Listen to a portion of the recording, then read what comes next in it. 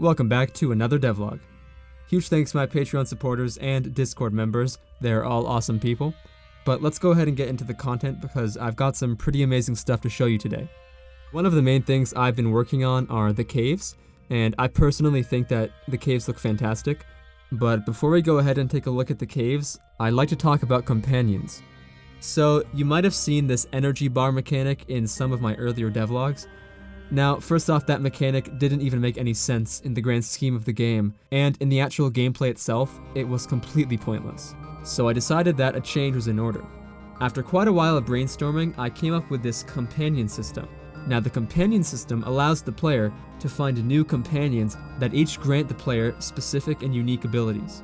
And you can find these companions throughout the game. They'll be given to you as needed. There are only 2 companions right now, one of them being the wood pixie, and this is where the energy change comes into place.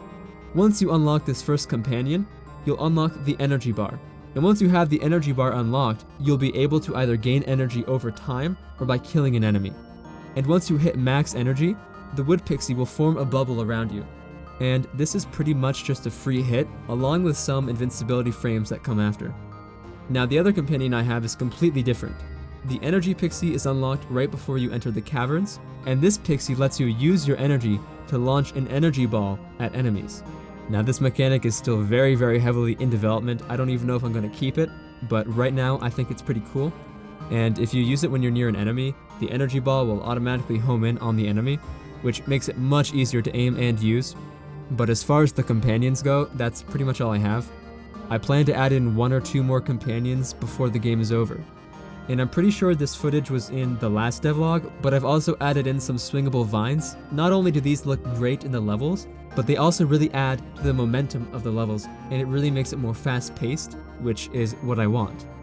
It was pretty tricky to get it to work. I had to use a lot of different kinds of functions, including a cosine function, which I think is the first time I've ever used a calculus function in programming before. I guess math is useful. And you'll also find some brand new tiles in some of the later levels.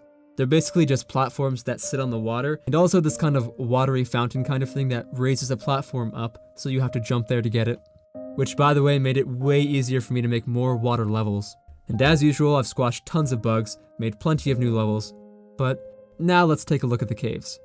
There are going to be tons of new game mechanics. There are going to be new tiles, longer levels, new enemies, lava platforms, pulley platforms, stalagmites, stone crushers, and so much more. And I think that we can all agree the cave aesthetic here is fantastic. I think in terms of creating an atmosphere, this is probably the best I've ever done. The levels here will also be larger and longer, and there's also a lot of stuff I don't want to spoil just yet. I've also been considering remaking the soundtrack for Bitlands, sort of like making an HD version of the soundtrack, which would basically just mean higher quality. But if you do want to play the public version of this game, which has all of the content in this video and more, you can download Bitlands at the itch.io link in the description. Thank you so much for watching, and I'll see you in the next video.